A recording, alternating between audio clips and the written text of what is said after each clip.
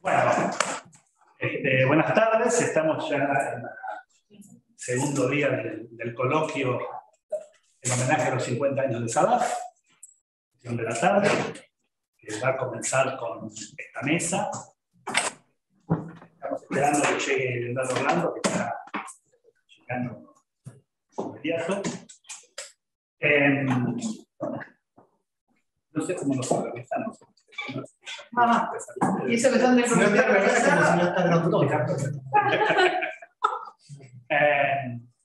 Entonces, con esta mesa que lleva por título Pasado, Presente y Futuro de la Filosofía del Lenguaje en SADAF.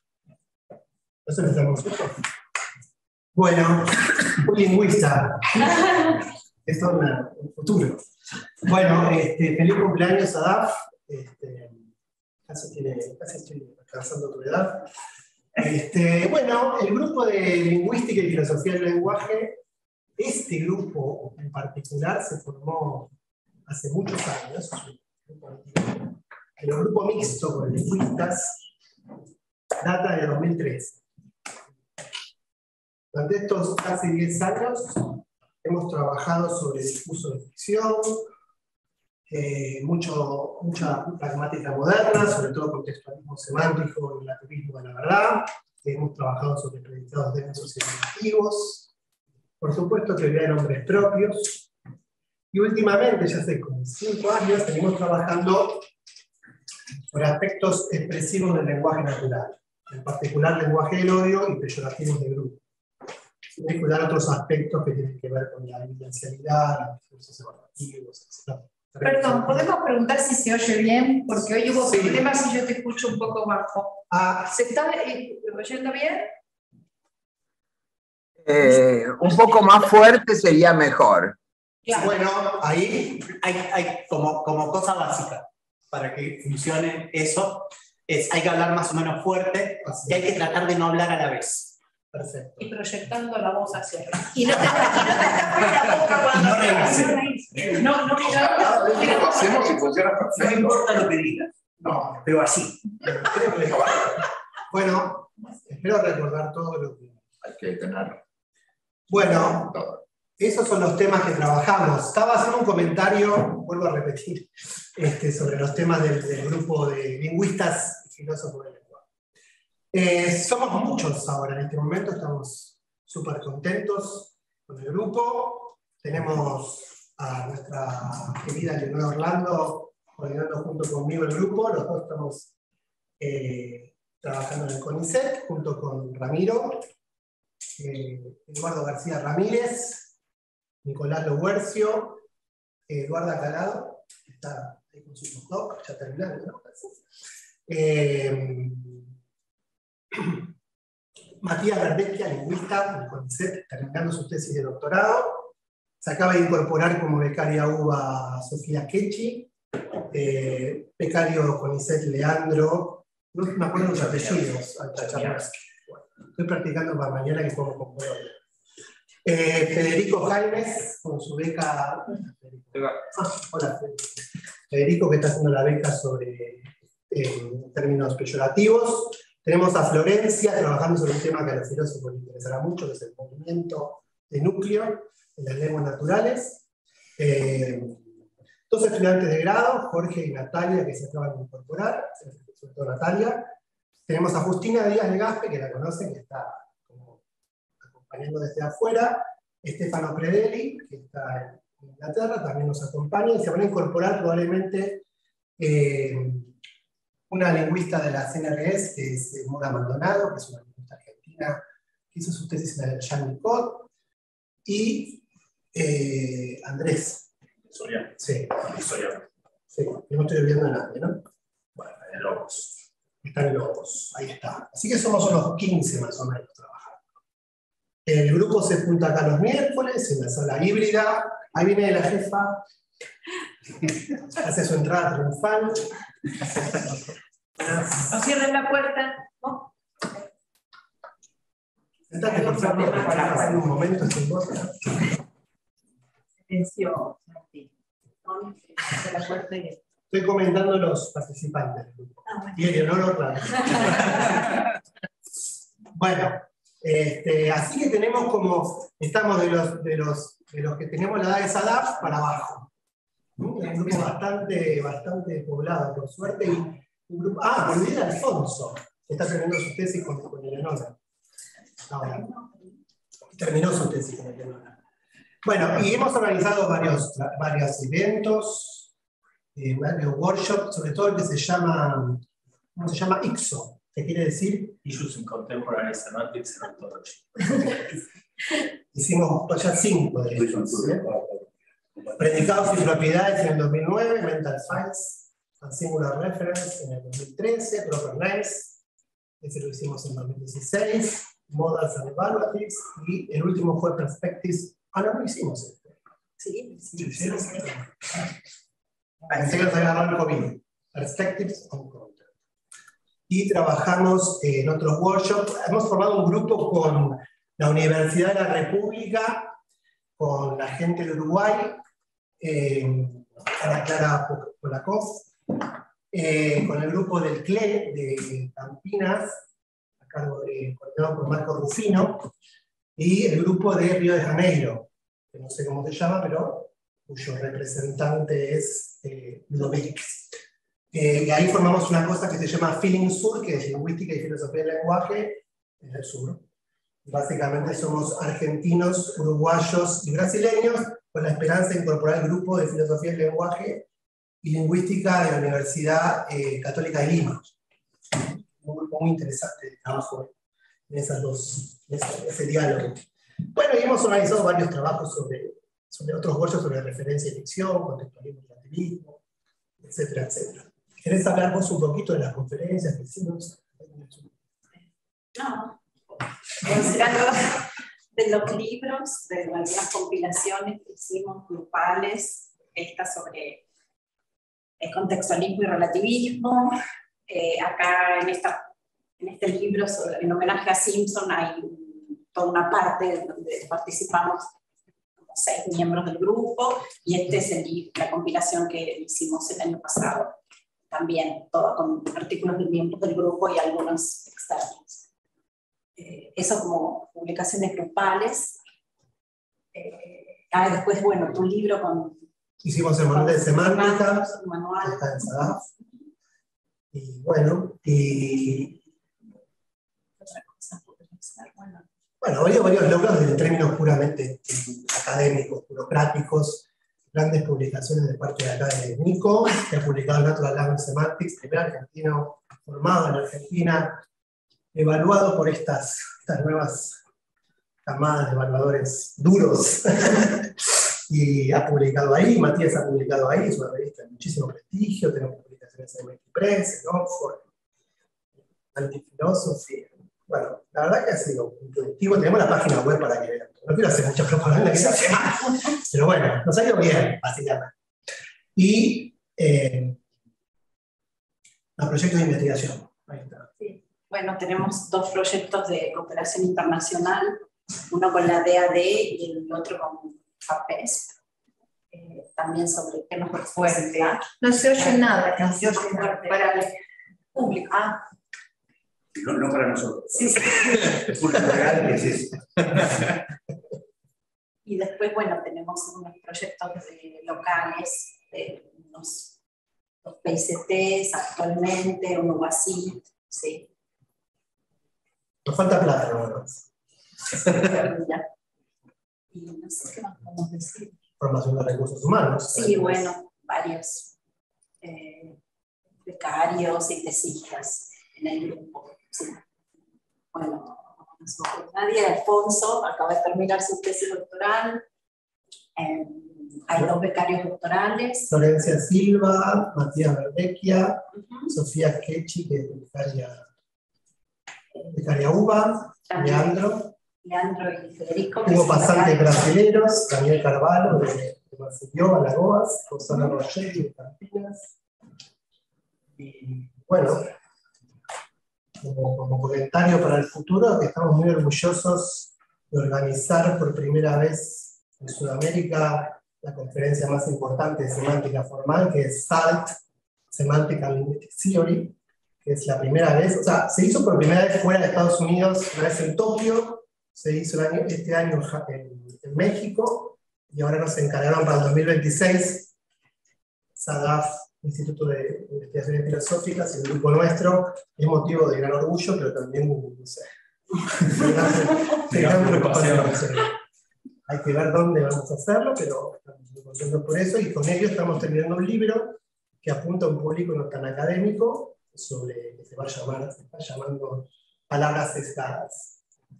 Estamos trabajando sobre términos peyorativos en general. Pero no, estamos tratando de que no sea una cosa así. Muy técnica. Bueno, creo que eso es todo, ¿no? Bueno, en este SALT vos fuiste invitado especial y nosotros fuimos. Bueno, presentamos un trabajo.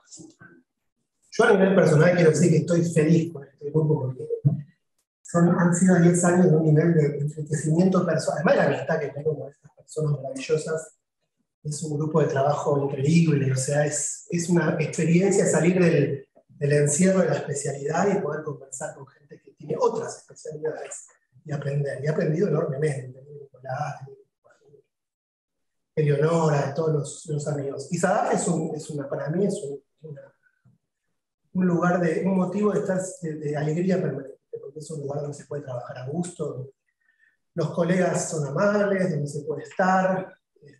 La verdad que feliz cumpleaños. Tenés que decir algo contigo. No se me ocurre nada emotivo.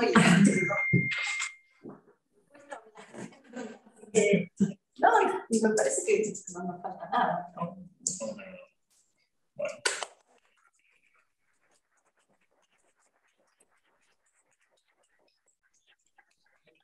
Ahora el nombre del grupo de normatividad semántica, que es un grupo más joven, más reciente, la juventud, de Mauro Saltelli y Bruno Muntaski. Bueno, muchas gracias. Primero es una gran alegría volver a SADAF después de la pandemia. No retomó la presencialidad, así que me siento raro. Por buena parte de los últimos años sentí este lugar como mi casa, y así que es como raro, como volver de vacaciones. Así que bueno, es un lindo evento. Bueno, somos un grupo joven, en el sentido de que empezamos en 2019. Empezamos bajo la dirección de Federico Penelas, a partir de lecturas que se habían, no sé si se escucha ahí, a partir de lecturas que habían ido formándose en el grupo de pragmatismo, que eran específicamente semánticas, de teorías semánticas contemporáneas ligadas a autores pragmatistas o neopragmatistas, como Sergio Price, Brandon, o lecturas contemporáneas de Sellars. Y eso, junto al interés de estudiantes de la materia de filosofía del lenguaje de la Universidad de Buenos Aires, eso fue generando cierto interés y se formó ese grupo en el 2019, lo cual fue una linda oportunidad. Como empezamos en 2019, la mayoría de nuestra historia es pandémica. El Zoom de SADAF nos conoce más que los pisos de acá. Así que... ¿Están vacunados? ¿Cómo? ¿Están vacunados? Sí, por suerte sí. Pero nadie se contagió en una reunión del grupo, por suerte. Pero tenemos esa poca historia y, bueno, el libro con el que empezamos, me parece que vale la pena mencionarlo, que es el de, una Skeptical Guide to Meanings and Rules de Martin Kusch, que es una interpretación, una defensa del famoso libro de Kripke sobre investigaciones filosóficas. Y es un libro raro porque es un libro de 260 páginas para defender un libro de 150 páginas que interpreta 10 parágrafos, 100 parágrafos de investigaciones filosóficas, lo cual hay un crecimiento exponencial de interpretación, ¿no? Muy poético porque, habla del problema de la interpretación de las interpretaciones, pero habla de que es un tema complicado, el de la normatividad semántica, que es un nombre que quedó para tratar de englobar una serie de discusiones filosóficas que no solo tocan en la filosofía del lenguaje contemporánea, pero que básicamente son un lío, ¿no? O sea, nadie se pone de acuerdo. O sea, el libro de Kusch es como un capítulo del Zorro, donde tenés al zorro combatiendo contra 500 espadachines que dicen que Kirby está equivocado, ¿no? Y Bush toma el trabajo de defenderlo. Digo, con eso empezamos, y empezamos tratando de tirar del hilo de ese tipo de debates, y no empezamos desde cero, ¿no? Porque si bien el segundo Wittgenstein es una figura complicada en filosofía del lenguaje, no se sabe muy bien cómo tomarlo, y para empezar, uno siente un poco hipócrita trabajando de filosofía del lenguaje con un ojo en el segundo Wittgenstein, porque el segundo Wittgenstein dice que no hay que hacerlo, ¿no? Dice, che, paren, ya fue. Entonces, claramente hay un rasgo de traición al segundo Wittgenstein, seguir haciendo filosofía del lenguaje de este tipo, pero bueno, dejando de lado el quietismo wittgensteiniano, hay muchos debates en torno, especialmente a la lectura de Kripke, que digamos, especialmente acá en Argentina, creo que fue muy importante. Digamos, el libro de Kripke fue muy mal recibido por un montón de especialistas en Wittgenstein. Famosamente, bueno, Baker y Hacker le dedicaron un artículo diciendo sobre cómo malinterpretar a Wittgenstein. Así empezó más o menos la cosa. Y hubo muchísimas discusiones al respecto. Pero acá se lo recibió de una manera más o menos, no diría uniforme, pero así más o menos con cierta línea.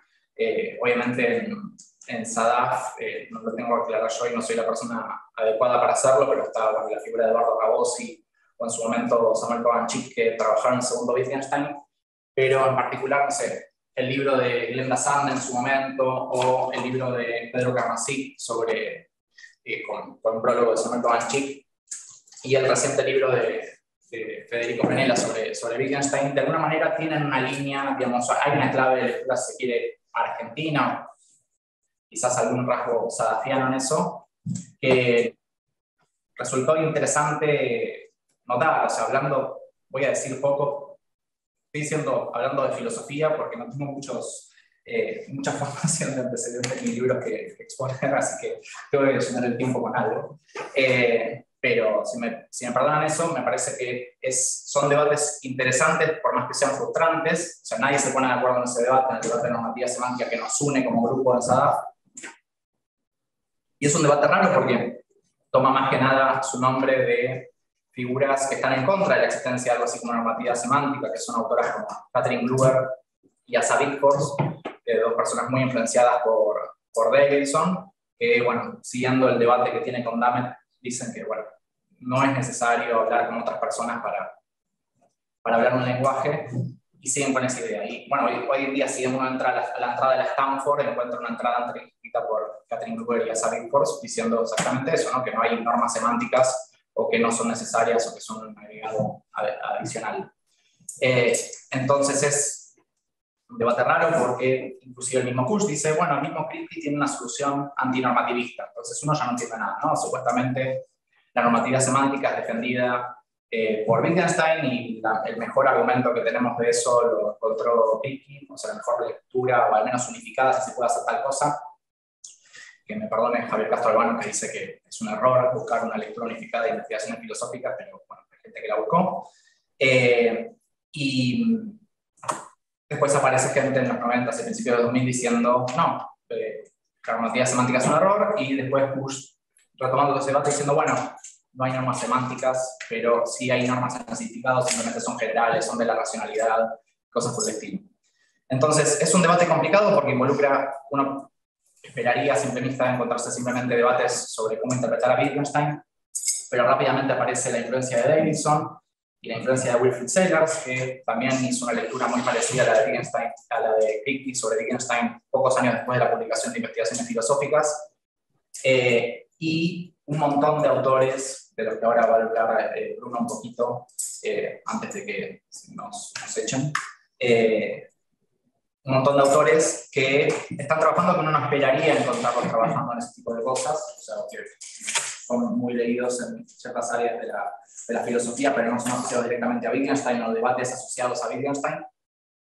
Menciono algunos como Daniel Dennett o Ruth Millikan, que hoy en día están escribiendo sobre este tipo de cosas. Y bueno, básicamente lo que venimos en estos años, más que nada en Zoom, es intentar ver si tiene sentido este debate. Una de las cosas que encontramos, que ahora lo mencionó un poquito Bruno, es la gente no se pone de acuerdo sobre qué quiere decir con normas. claramente. Y esto sería gracioso o simplemente una escena más en la historia de la filosofía, donde no nos ponemos de acuerdo sobre lo que discutimos. Si no fuera porque, bueno, hay una demanda real, no sé, en filosofía de las ciencias sociales o ciencias sociales mismas, o parece haber una necesidad de clarificar conceptos como los de normas o prácticas sociales y cosas por el estilo y su relación con el significado. Y, bueno, parecería que los filósofos podríamos hacerlo mejor, al menos si uno se fija la bibliografía de estos debates. Y, bueno, eso nos trae más o menos al presente. No sé si le paso la palabra un poco a Bruno, hablando de juventud. Y bueno, para que desarrolle un poquito esto y cerramos. Sí, si te parece, hablo un segundo de cómo se formó el grupo. Me parece que es significativo para pensar la filosofía acá y el sentido del grupo. La mayoría de los que... El sentido original del grupo era estudiar el fenómeno de la normatividad vinculada al significado, que eso puede ser llegar a la conclusión de que no hay una relación entre normas y significado, o que sí, o sea, al principio era un planteo muy amplio. Algo que creo que es característico del grupo y se relaciona con lo que voy a decir ahora sobre el presente, es que la mayoría estábamos muy influenciados por ejemplo, la explicación o la exposición, explicación y desarrollo del tema de la paradoja escéptica de Kripke, la solución escéptica de nuestro maestro Federico, y una particularidad que tenía eso era la claridad y lo sucinto de las posiciones. Parece que había dos posiciones, o la paradoja escéptica estaba bien y llevaba en algún sentido a la solución escéptica como una solución, única solución posible, o estaba mal y había que responderla de alguna manera. El grupo comenzó pensando ese problema en relación a la normatividad y cómo, incluso por fuera del planteo de Kripke, se pensaba la normatividad de significado. Ese era el sentido original con el que empezó el grupo. Algo que creo que Mauro y yo, mucha gente del grupo, algunas personas del grupo, atendimos después, es cuando ibas a la bibliografía que discutía, sea el texto de Kripke, o sea la normatividad semántica en general, había una cosa muy loca que no supo, que quizás suele pasar más de lo que parece, pero que no es el sentido general o la reflexión que la filosofía analítica suele hacer de sí misma. Realmente la idea de cuando se hace filosofía en estas coordenadas es, hay un argumento o hay una postura y se argumenta a favor o en contra. Y entonces se ve quién, entre comillas, tiene razón, o la discusión va evolucionando y distintas posturas. En el debate sobre específicamente el texto de Kripke, o dado que el texto de Kripke dio lugar a la pregunta sobre la normatividad y después ese problema un poco se independizó, también en relación a la normatividad del significado, pasa que no es que la gente está en desacuerdo en el sentido que hay normativistas y hay antinormativistas, o sea, eso también, pero parece que la gente no se pone de acuerdo sobre qué significa esa tesis. Entonces cada persona un poco defiende y se da una situación de verbalismo, como mencionaba Mauro, o de que cada persona discute una tesis que 5 años después se da cuenta que su mayor enemigo o enemiga no estaba sosteniendo. Entonces se da una situación un poco de falta de conmensurabilidad, ni siquiera mínima en el debate. Me gustaría sobre esto mencionar dos cosas. En primer lugar, en último tiempo, y esto es lo que más interesa cómo podría nuestro grupo, como grupo de trabajo, insertarse, después de una serie de discusiones, pero en el corto periodo más o menos que el grupo tiene existencia, se volvió evidente esta situación respecto de que no hay un acuerdo mínimo sobre qué significa el mismo sentido del estudio de lo que estábamos trabajando.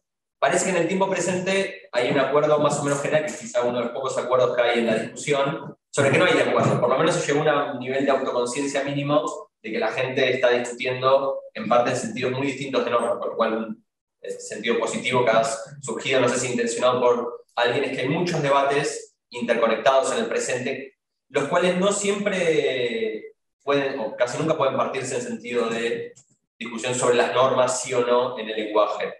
Con lo cual, parte de lo que el trabajo del grupo creo que positivamente ha desarrollado, por lo menos a nivel de lecturas y discusiones, es precisamente que el trabajo más positivo es tratar de explicar cuál es la discusión, no solamente tomar un partido y desarrollar argumento a favor o argumento en contra. Y una cosa que sí me gustaría decir sobre la situación presente es que algunas de las posiciones que están emergiendo actualmente entre la gente que es, entre comillas, vanguardia en estos debates, se llega a posturas que curiosamente son bastante parecidas a las que acá, quiero decir en Argentina, o las que se desarrollaron con las primeras lecturas del texto de Kripke hace mucho tiempo. O sea, como yo mencionaba al principio, la interpretación que se podría decir Federico, incluso las discusiones que habían tenido con Leonora, con Eduardo y con otras personas, y que a nosotros nos han llegado más por conversaciones a veces personales que por otros lados, terminan siendo muy parecidas a lo que ahora mucha gente está diciendo. O sea, estoy hablando de conversaciones que fueron hace, no sé cuánto, 15, más 98, 99. Ok, mucho tiempo, 20, un tiempo atrás. Hoy en día están empezando a resurgir, y lo curioso es que están empezando a resurgir por un montón de personas que dijeron algo así como, y si la interpretación más o menos normal que hemos tenido, hegemónica, porque hay una interpretación más canónica, no tanto en cantidad, sino en lo que uno aprende cuando lee los textos de algunas personas reconocidas sobre el tema, si esa interpretación no es correcta, si no es solo una cuestión exegética, sino que filosóficamente construyó una posición que no era la que Kripke defendía, o indiferentemente de lo que Kripke psicológicamente intentara defender, sino era una postura que diera sentido a algunas de las tesis básicas que uno quisiera defender sobre la normatividad del significado. Lo que es curioso es que hay gente hoy en día, principalmente en Estados Unidos, también en otros puntos filosóficos a lo largo del mundo, llegan a conclusiones más o menos parecidas a la que fue la quizá intuición básica que tuvieron personas que leyeron acá el texto.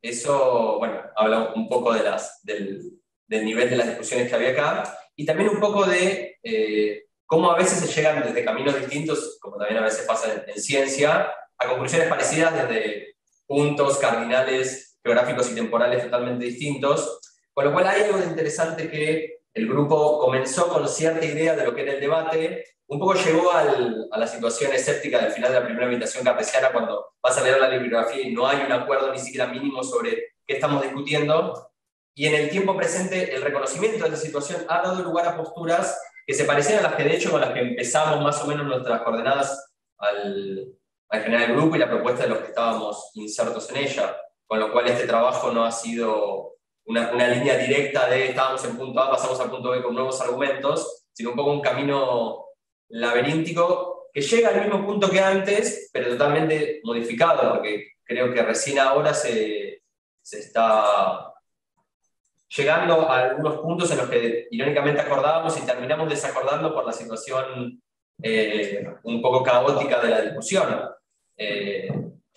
Por poner un ejemplo, yo tuve la oportunidad, tuvimos como grupo la oportunidad de asistir al seminario sobre reglas que dieron allá en el Instituto Kripke el año pasado, que a mí por lo menos fue un disparador muy importante para algunas de las... Yo presenté mi tesis de licenciatura ahora a principio de año, y ese seminario un poco me ordenó mucho la cabeza sobre qué quería yo decir, por más que alguna de las ideas, o varias ya las venía trabajando, y tuve la oportunidad de hablar, alguna que otra oportunidad con Kripke, y yo, sin saber lo que Kripke pensaba, yo nunca había hablado con él, y Kripke, como quizá algunos de ustedes saben, después de publicar el libro, algunas de las hostilidades dicen que recibió respecto a algunos intérpretes autorizados de Wittgenstein hizo que no quisiera defender ese texto, Kripke no habló mucho más del tema.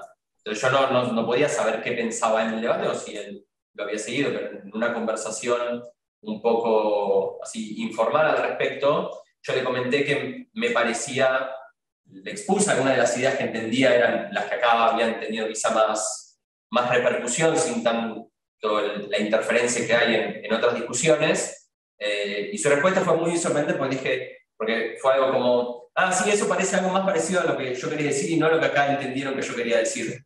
Pero no lo dijo, y yo tampoco esperaba esa respuesta, no es que yo fui a preguntarle, ¿te parece que esta es la interpretación correcta? Yo lo mencioné, y fue como, sí, ojalá no hubiera tenido esa recepción cuando lo presenté acá, o sea, entiendo allá, con lo cual eso no derivó en mucho más que ese, por lo menos, reconocimiento en una conversación así informal, pero significó, por lo menos para el grupo, no específicamente para mí, sino, o sea, no solo para mí, pero más general para el grupo, cierta recompensa en una manera de hacer un trabajo filosófico que en principio nosotros motivamos a partir de la intención no exegética de entender cuáles eran los debates sobre, por ejemplo, la normatividad del significado, sino de entender cómo un debate puede ramificarse y después retornar a ciertos lugares con una mayor comprensión de sí mismo, y creo que parte de lo que tuvimos la suerte de poder participar de este seminario, que era casi un simposio de las grandes estrellas que habían debatido durante 20 años, o sea, estaba toda la gente que en algún sentido había debatido el texto de Kripe con mayor o menor suerte, pero casi todos los nombres importantes estaban ahí y pudimos presentarlo, lo cual para nosotros, por otro sentido, fue una experiencia increíble. Y esta situación de encontrar a un montón de personas que 20 años después de trabajar un tema seguían preguntándose, seguían inquiriendo activamente a Kripke porque trabajara un tema que alguien podría decir, bueno, después de 25 años de discutir un texto, o incluso más si tomamos que Kripke lo empezó a trabajar en los 60, ¿qué más podría ser dicho? ¿Qué otra cosa podría decir? O sea, la gente viene trabajando al respecto muchísimo tiempo. La situación de entender que nosotros estábamos en nuestra confusión sobre cuál era el debate en lo correcto, en el sentido en que la mayoría de la gente venía de hace tantos años trabajando eso, que estaba en la misma, entre comillas, confusión, ya no sin un aspecto peyorativo, sino un aspecto productivo, fructífero de debate de ideas. Y yendo ya a lo que Mauro específicamente me había motivado a que dijera, algo que creo que puede interesar a mucha gente acá, que pueden decir, bueno, el debate sobre el texto de Kripke, ¿qué podrían más decirse al respecto? Una de las cuestiones interesantes, y por lo menos respecto a esto, de que lo que las autoras, el plano antinormativista, específicamente las dos autoras que mencionaba Mauro, han generado, es esta idea de pensar que el normativismo semántico en una postura bien definida un poco se ha llegado a escombros, y lo que queda es una serie de discursos, de posturas que más o menos les interesa la normatividad, muchas de las cuales hoy podríamos decir, entre comillas, son, si no mainstream, porque quizá no es el término apropiado, pero indiferentemente de la discusión sobre normas o indiferentemente de la discusión sobre Kripke, muy leídas hoy en día. O sea, si tuviéramos que leer la discusión que ha dado lugar en la normatividad semántica, tendríamos personas tan disímiles como todo el plano de los neocelarcianos, desde Millikan, Brandon, Dennett y una serie de personas que trabajan en planos muy distintos, más o menos acordándose en que hay algún sentido en que la idea, sus respectivas posturas recuperan la idea de normatividad y teniendo en algún sentido alguna raigambre lejana por medio de Sellars con Wittgenstein, y nosotros creemos, y eso es parte del trabajo que desarrollamos y que pretendemos desarrollar para adelante, precisamente con esta lectura que quedó un poco opacada, pero que acá floreció con bastante ahínco en su momento, de cómo relacionar la paradoja escéptica o la solución escéptica con toda esta serie de temáticas que recién ahora afloran en otras teorías que a priori creo que, lo mencionábamos con Mauro, creo que si tuviéramos que decir todos estos autores que acabo de citar, neocelarcianos en sentido amplio, creo que todos dirían o han criticado en algún momento la lectura de Kripke, y curiosamente terminan estando en una postura que a largo rasgo son lo que las antinormativistas consideran normativismo. Entonces, más que el grupo ha pasado, más que una línea directa de desarrollo, más como definir un campo, una serie de argumentos, elaborar una serie de argumentos propios, pero que en mucho sentido no es un campo ya predefinido en la discusión contemporánea. Entonces, un poco lo que ha hecho el grupo es eso, o sea, no es un camino de subir una escalera ya prefijada, sino un poco diseñar en alguna medida esa escalera, y obviamente con elementos propiamente recursos entre comillas nacionales o regionales en sentido más amplio. Gracias, Bruno. Bueno, más que nada, luego de que lo queríamos transmitir en la confusión generada por este debate, o sea que es importante, es un paso necesario para aclarar cosas, pero que es un terreno fértil para agregar precisiones. Yo creo que hoy en día, o sea, es un tema que cada tanto tiempo vuelve a estar de moda, lo cual tiene sus virtudes y defectos, pero hoy en día se cruza con un montón de cosas, como cosas que les interesan no solamente a este grupo de SADAF, sino el problema de la adopción que trajo Romina Padró junto a Kripke en ese seminario. O sea, hay un montón de cuestiones que se cruzan con la filosofía y la lógica que de alguna manera hoy en día se están discutiendo a la par, o sea, cuestiones del problema de la adopción o el argumento escéptico de Wittgenstein relacionado con el famoso artículo de Lewis Carroll sobre lo que la tortuga le dijo a Aquiles. Todo ese tipo de cosas están relacionadas, y además hay un montón de discusiones fértiles, como esto mencionaba Bruno, con Dennett, Brandon, Millikan y ciertos filósofos de la lingüística como Daniel Dorr, que están discutiendo estos temas de una manera novedosa, lo cual, es interesante, así que esperamos que siga habiendo cosas para discutir. Esperemos que haya menos confusión en el futuro. Bueno, gracias.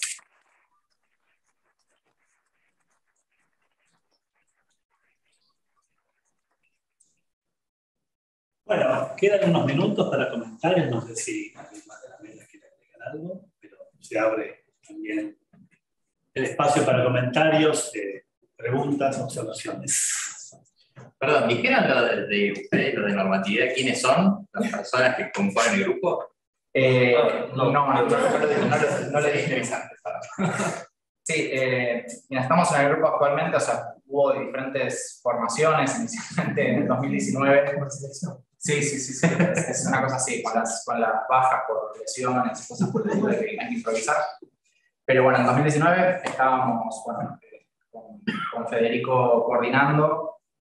Se había sumado Esteban Ferreiro de Mar del Plata, estaba Sofía Kechi, ¿no? ¿Cómo se pronuncia? Sí. Se pronuncia Kechi, yo digo Chechi. Kechi.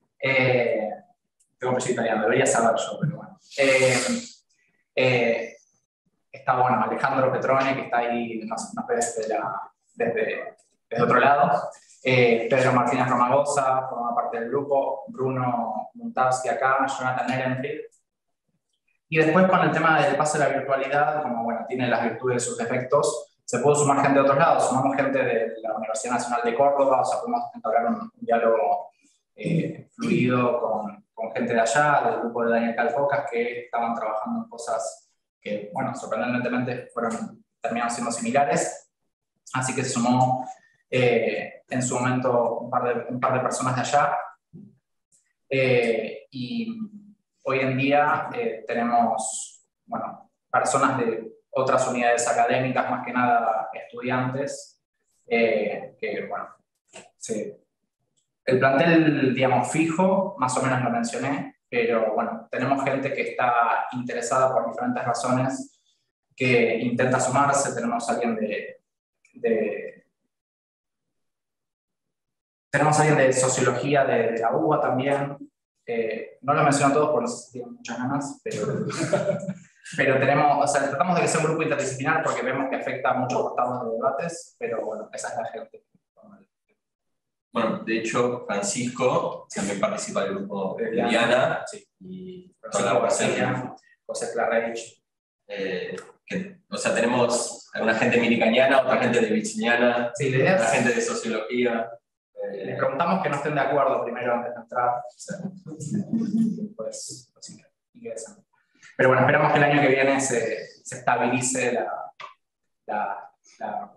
el plantel, digamos, pasando la vuelta a la presencialidad. Yo quiero hacer un comentario adicional, algo que mencionaron, que el cruce a través del problema de la evaluación, cruce con cuestiones que trabaja el grupo de lógica, que eso redundó en un volumen, el volumen 2022, el número 92 de análisis filosófico estuvo fuertemente centrado en un número especial que preparaba Eduardo Barrio y sobre el problema de la adopción. Y en ese volumen de análisis, los autores son buena parte autores pertenecientes, autoras, actores pertenecientes al grupo de Buenos Logic, y también el grupo de normatividad semántica. Entonces aquí hay una muestra de que hay un trabajo que se empieza también a cruzar entre diversos grupos de SADAP, y que fue respaldado por el análisis filosófico con su publicación. En fin, eso también me parece importante enfatizar un poquito. Cristina. La pregunta es de curiosidad. Va dirigido a los dos grupos, a Andrés y a, no me acuerdo, Mauro. La tradición del segundo Wittgenstein y pasando por el libro de Kripke y siguiendo, forma parte, por lo menos desde mi modesta perspectiva, de lo que sería el mainstream dentro de la filosofía de la semántica. Pero ocurre que en los últimos 40 años, al menos, ese mundo el mundo ahora, desde el punto de vista de la semántica como disciplina y de la lingüística como disciplina, se ha fragmentado y ha crecido estrepitosamente. Y voy a dar un caso particular, que es el de la pragmalingüística, la pragmaterminología en particular. Entonces, si uno adopta una perspectiva naturalizada, me parece que no puede hacer caso omiso, aun cuando el mainstream sea el que es, al hecho de cierto tipo de demandas que vienen desde las producciones de las disciplinas científicas en particular. Y en particular me interesa, que es el caso que mejor conozco, el de la pragmaterminología, porque responde además a las necesidades de la comunicación más reciente en nuestra organización social y cultural, que está muy ligada a fenómenos de globalización. Por ejemplo, para citar un microejemplo, es lo que se llama la lengua de empresa. Entonces quería saber en qué medida quienes están involucrados y conocen fuertemente, por un lado, las tradiciones lingüísticas como disciplina empírica, y los que conocen la normatividad semántica desde el mainstream, si se han hecho cargo, si han tenido presente, si les despierta algún tipo de curiosidad, este tipo de desarrollos empíricos a los que hago referencia. Te hago una pregunta. Con esto te referís a, o sea, si hay abordajes que hayan tomado como disparador fenómenos de comunicación complejos debido a la globalización específicamente. No de teoría de la globalización, sino de pragmaterminología. Esto es, ¿de dónde vienen las demandas? Bueno, todos nosotros sabemos que la pragmática de las tres disciplinas fundamentales de la lingüística es la que viene siempre un poco por detrás, ¿sí? Pero en los últimos 40 años la situación cambió a raíz de demandas que tienen que ver con la comunicación y demandas que tienen que ver, por ejemplo, con la traducción.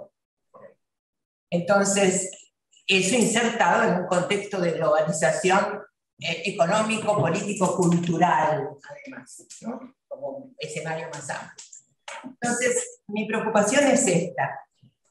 Quienes hacen normatividad semántica han tomado la tradición del mainstream y han sentido curiosidad ahora por ver qué tipo de demandas, en qué tipo de demandas puede intervenir el filósofo respecto de ese tipo de acciones o actividades de la ciencia empírica.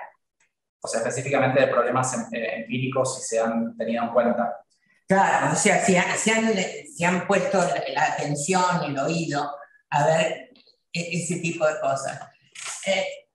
Casos hay enormes y de distintos ámbitos. Hay algunos muy elaborados, como es el caso del manual que tiene el gobierno francés respecto del uso terminológico en política. Quizá es el caso paradigmático entre los franceses. Pero bueno, el punto que yo quería hacer es que en la medida en que uno quede encerrado en los debates del mainstream, se olvida que el mundo sigue circulando y que la investigación científica sigue andando, ¿no? Entonces, un poco mi pregunta es una pregunta de curiosidad, no tiene ninguna respuesta académica que valga la pena, pero simplemente si han tenido en cuenta o si tienen interés o se les parece que puede contribuir a enriquecer o desmontar el mainstream de la normatividad semántica normativa. No sé cómo responder directamente, pero sí puedo decir que, bueno, en parte por los problemas que mencionaba un poco Bruna, que mencionamos acerca de la dispersión del ámbito, tenemos mucha gente defendiendo muchos proyectos distintos, y uno de los campos de batalla es este llamado debate de la normativa semántica. Entonces hay un montón de gente que considera que la normatividad no es un aspecto importante del significado, entonces no lo van a tener en cuenta. Ahora, sobre cuestiones empíricas, va a depender. Algunas personas que mencionamos están mirando más a la psicología que a la lingüística, otros están mirando más a la biología que a otra cosa, entonces depende a quién se le pregunte. Pero, por ejemplo, no sé, o gente como Brandon está mirando más a la antropología, sí, digamos, especulativa de de ciertos autores que están pensando en el origen del lenguaje, siguen siendo preguntas teóricas un poco abstractas, entonces probablemente en términos de demandas sociales o científicas contemporáneas no haya demasiado. Pero bueno, eso no quiere decir que no se deba hacer. Así que sería lo más, no sé. No, si querés después de que conteste. Sí. Que sí, quizás desde el plano, lo más fácil sería responder del plano brandomiano, dado que para Brandom la semántica responde a la pragmática. Si bien Brandom tiene alguna idea de sus modelos son un poco abstractos, o a Brandom le gusta, creo que él no estaría en contra que alguien diga, bueno, en algún momento la pragmática normativa tiene que ser anclada en algo real, no en modelos abstractos, que en sí mismo no tiene nada de malo, porque hay que ver después si se puede llevar a la práctica. Yo entiendo que a alguien que le interesara desde una disciplina como la antropología cultural aplicar un aparato como el de Brandom, no solo este tipo de preocupaciones que vos decís, no solo serían relevantes, sino que estarían en el centro de la atención, porque después la semántica, cómo la desarrolles, va a depender del aparato explicativo que tengas, por ejemplo, de hechos reales, cómo se... La palabra prescripción está un poco cargada, pero cómo se prescribe el uso del lenguaje en una comunidad de derechos y demandas, compromisos y responsabilidades. Con lo cual, y después, el concepto de significado para Brandom tiene que esquematizar esas relaciones de deberes y derechos, con lo cual tendrá toda la primacía. Después no sé cómo una antropóloga cultural de hecho desarrollaría eso, porque creo que no tenemos formación en eso, pero seguramente hay alguien que debe poder hacerlo con datos empíricos. No sé qué forma en particular tomaría, pero sí. ¿Puedo decir algo? No sé si tiene que ver con tu inquietud, pero ya en la propia filosofía del lenguaje hubo un segundo giro pragmático y los filósofos en general se interesaron fuertemente por los procesos comunicativos. Entonces eso dio un giro muy fuerte hacia profundizar en la pragmática, en enfoques pragmáticos, completamente antitradicionalistas, ¿sí? O sea, no se pensó en una nueva relación entre la pragmática y la semántica. O sea, ya no hay un límite claro como en el marco clásico, gaussiano, sino que ahora muchos fenómenos que antes se consideraban estrictamente semánticos, como el concepto de condiciones de verdad, empezó a interpretarse en términos pragmáticos. Y también desde la lingüística empezó a haber muchos estudios pragmáticos de fenómenos particulares, por ejemplo, el fenómeno de la expresividad que nosotros estudiamos. Hay muchos enfoques fuertemente pragmáticos. En particular, por ejemplo, para explicar lenguaje peyorativo, otro tipo de fenómenos particulares del lenguaje natural. ¿Puedo intervenir aunque desaparecí? No sé por qué desaparecí. ¿Me oyen? No sé. Yo quería hacer una referencia al pasado remoto de la filosofía del lenguaje en SADAF, porque recuerdo que una de las primeras actividades que desarrolló Eduardo Rabossi debía ser fines de los 70, fue un grupo que él coordinaba, que leímos Palabras y acciones de Austin. No recuerdo quiénes eran los... Estaba Diana Mafia, seguro. Elvira Arnoux. Sí, señor. Leímos con muchísimo detalle el libro de Austin, y eso nos llevó después a leer algunas cosas de Ser, Actos de Habla, y algunas cosas un poquito después, ya debían ser los 80, algunos capítulos de la semántica, ese ladrillo de Lyons. Son ladrillos. Y pienso que, bueno, que hablando del pasado, debíamos hacer alguna referencia a ese pasado, porque si no nos queda una etapa así como que si hubiésemos nacido espontáneamente sin unos padres anteriores. Nada más, eso quería agregar. No sé, Cristina, ¿vos dijiste algo? Y yo te No hice referencia al pasado. Nora, no sé si me escuchás. ¿Me escuchás? Sí, te escucho. No, mi referencia era a la circunstancia de, así como vos citaste el caso de nuestras interacciones con Elvira no, inclusive algunas interacciones con la propia Yvonne Bordelois en su momento, previas a las de Elvira no. Me estoy refiriendo La bandera y también a Beatriz Lavandera venía también. Beatriz Lavandera, o sea, quiero decir, se peleó con Davis. Exacto, se peleó con Davis. No, pero acá Ramoncilla quería. pero quiero decir, hemos pasado por la experiencia de un cierto tipo de interacción que tuvo en cuenta la práctica empírica, lo que en nuestra jerga llamamos naturalización de la reflexión filosófica. Entonces, por eso mi pregunta iba a ustedes a la vera de que el tipo de interacción con Beatriz o con Yvonne o con Elvira tenía que ver con las prácticas lingüísticas del pasado remoto a esta altura, frente a la circunstancia de un crecimiento increíble de ramas dentro de la lingüística. Por eso cité un ejemplo particular de crecimiento, que es el que conozco más.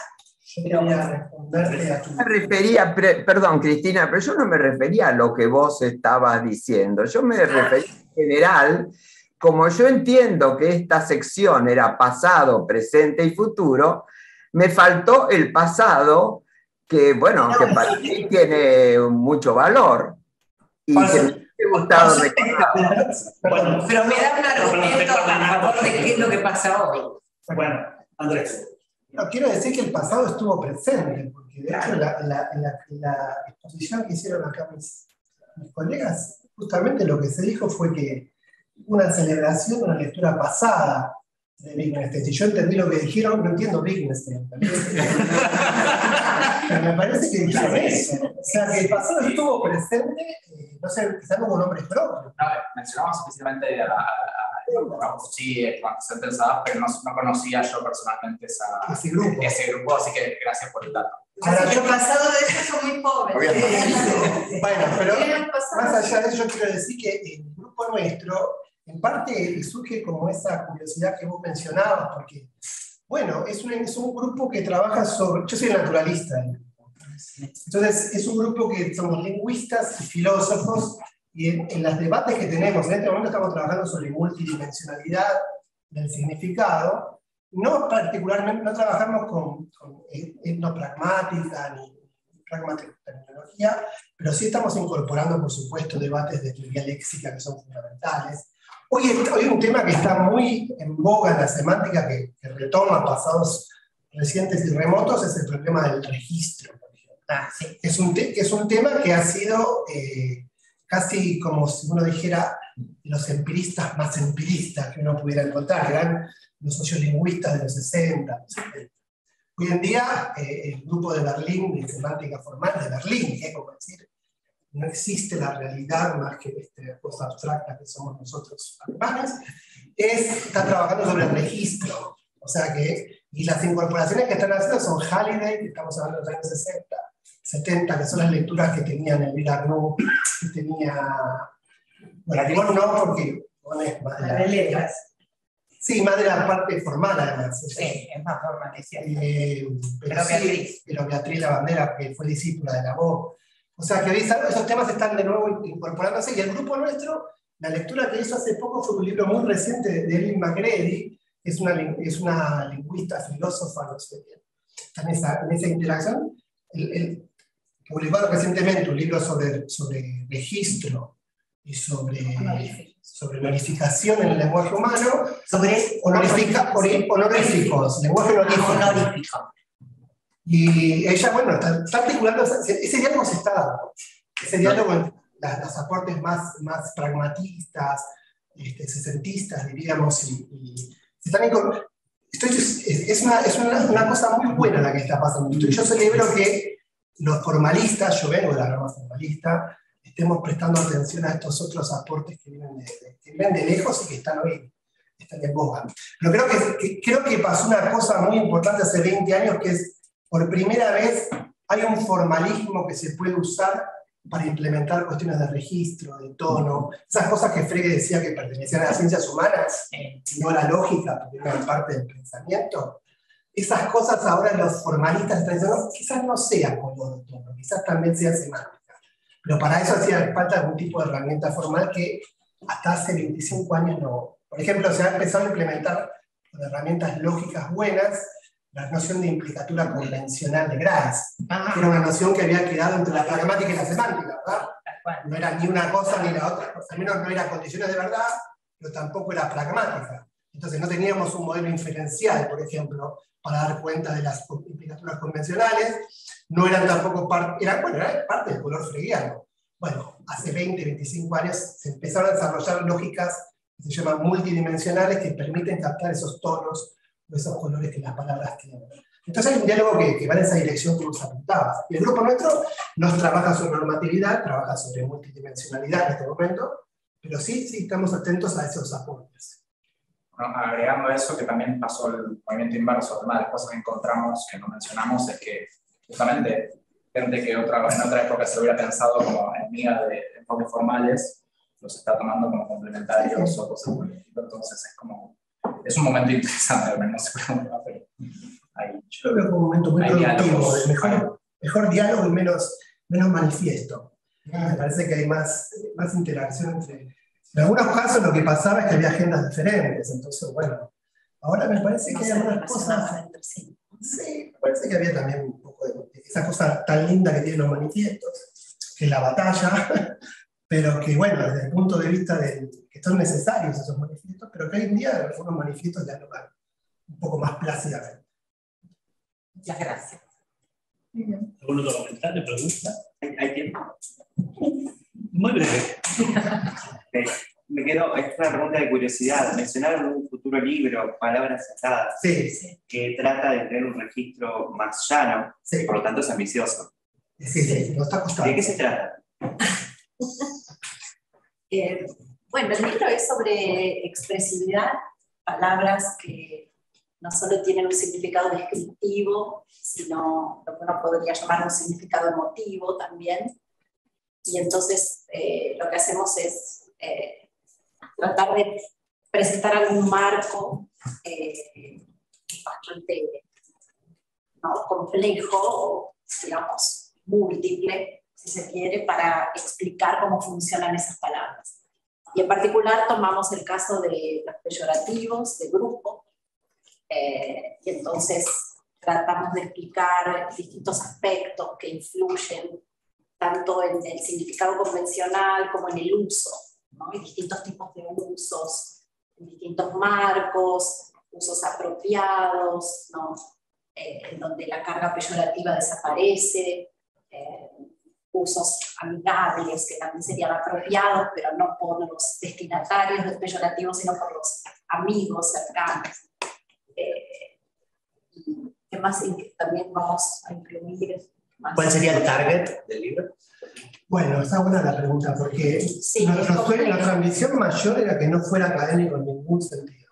Eso fracasamos. O sea, es un tono muy difícil. De hecho, es un trabajo constantemente nos corregimos mutuamente. Y nos vamos bajando el tono. Está muy técnico, hay que cambiar. Sí, y creo que el público va a ser un público universitario. No logramos ese tono más. Nos parecía que era un buen momento que se está debatiendo sobre el lenguaje en medio de comunicación. Incluimos, por ejemplo, los aspectos morales, si hay alguna significación moral, uso de esos términos. Lenguaje inclusivo. Lenguaje inclusivo también, como un lenguaje cerrado.